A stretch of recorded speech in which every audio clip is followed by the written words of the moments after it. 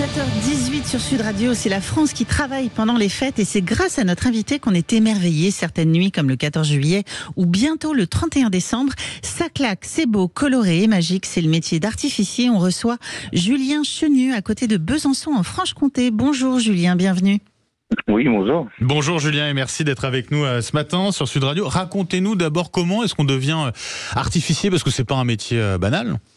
Non, c'est pas banal du tout, c'est sûr. Alors on devient artificier par, je pense, par la passion aussi. Il faut être passionné, c'est une vocation. Et puis après, on le devient professionnellement de par le biais d'une formation bien technique d'artificier. Oui, une formation technique d'artificier. Puis en termes de sécurité aussi, c'est vrai que c'est important, hein, Julien. Oui, c'est le mot d'ordre, hein, la sécurité, bien entendu. Ouais. Toutes les prestations sont bien réfléchies. Voilà, comme j'expliquais, on ne tire pas un feu d'artifice n'importe où. Donc voilà, il y a tout un protocole de sécurité, il y a des distances de sécurité à respecter par rapport au public, par rapport aux habitations, etc. Voilà, pour arriver à quelque chose de très pro. Ça fait quelques années que vous faites ce métier. Vous avez déjà été blessé ou pas? Ça vous est déjà arrivé? Non, jamais. Non, jamais. Ça fait, c'est la 13e année, voilà, qu'on exerce ce métier. Avec votre femme, c'est ça? En couple? Exactement, avec mon épouse Émilie, oui. Voilà. C'est quoi la journée type d'un artificier? Alors la journée type, alors on va dire peut-être les semaines qui s'enchaînent. C'est-à-dire que là, j'aime bien un petit peu justement préciser un petit peu notre activité. C'est vrai que les gens s'imaginent qu'un spectacle pyrotechnique va représenter que quelques petites heures d'installation. Et en fait, il y a beaucoup de travail en amont sur une prestation. Comme je l'explique assez souvent, voilà, une prestation, enfin un spectacle environ de 15 minutes dans le ciel pour le spectateur va représenter environ une quarantaine d'heures de travail. Voilà, pour seulement 15 minutes. Voilà, parce qu'il y a beaucoup de préparation. Bon, il y a déjà tout ce qui est démarches administratives, en mairie, en préfecture, des plans, etc. à fournir. Et puis après, il y a tout ce qui est préparation au dépôt, préparation de l'artifice, protection de l'artifice, etc., etc. Donc, plus le jour J, l'installation, montage, démontage, on arrive à environ une quarantaine d'heures de travail pour une seule prestation. Pour 15 minutes, finalement, de feu d'artifice. Oui. Ouais, c'est énorme. Effectivement, c'est important de le noter. Quels sont vos clients, en général, Julien ? C'est assez varié, mais on travaille essentiellement avec des collectivités, donc des mairies, associations, comités des fêtes. En plus, vous êtes complètement dépendant de la météo. J'imagine que vous êtes à l'affût quelques jours avant un événement pareil. Effectivement, c'est pas toujours simple. On est tributaire du temps.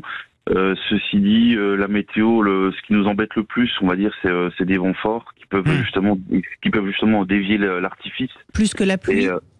Ah oui, la pluie pour nous c'est pas du tout un obstacle, dans la mesure justement où tous nos artifices sont protégés. Donc malheureusement, comme là on l'a connu ces derniers temps, hein, ça fait quasiment 2 mois qu'il pleut surtout dans notre secteur. Donc on travaille sous la pluie, c'est pas un souci. La période la plus intense, c'est clairement le 14 juillet ou vous avez aussi pas mal de boulot pour le Nouvel An? Alors la période intense, on va dire, s'étale du mois de mai jusqu'à fin septembre, où là on enchaîne les prestations. Et puis après on a un bon petit coup de bourre, si je puis dire, sur la période de décembre, où là on va enchaîner justement les fêtes de village telles que les marchés de Noël, les choses comme ça, des fêtes bien spécifiques comme la Sainte-Barbe. On travaille à Besançon pour le 19e régiment pour la Sainte-Barbe, et aussi le fameux 31 décembre pour la Saint-Sylvestre. Et dans les innovations là, que vous avez, parce que vous êtes toujours à l'affût aussi des innovations, c'est quoi vos prochaines nouveautés? Folie, ouais. Les prochaines folies. Alors en fait, on va travailler sur chaque spectacle. Chaque spectacle va être différent. Il n'y a pas forcément la nouveauté. On va créer du nouveau spectacle. On va rester toujours sur quelque chose de semblable sur la pyrotechnie, mais on va forcément à chaque fois essayer de remettre quelque chose qui peut être nouveau. Ça peut être simplement la façon dont on installe les produits va justement créer quelque chose de nouveau. Par rapport au public, voilà. C'est une mise en scène. En fait, le feu d'artifice, c'est une mise en scène perpétuelle, quoi. C'est vraiment quelque chose c'est en fonction des installations, des mouvements, etc., que on va réussir à créer quelque chose de féerique dans le ciel. Julien, on a aussi de plus en plus, par rapport au feu d'artifice, la concurrence des drones. C'est une inquiétude aussi pour vous? Non. Non, honnêtement non, parce que pour moi ce sont deux choses complètement différentes. Ouais. Je ne suis pas un anti-drone, mais pour moi c'est quelque chose qui vient peut-être complémenter le spectacle pyrotechnique. Le drone a pour moi autant d'inconvénients que le feu d'artifice. Ouais. En termes de sécurité, en termes de météo, parce que pareil, un vent fort, ça peut le faire dévier, c'est pas bon. La pluie, c'est pas forcément bon non plus, bien que pour nous, en pyrotechnique, ce n'est pas un problème. Et puis, il y a un coût. Un spectacle de drone, c'est minimum 15 000 euros pour quelques petites minutes. Oui.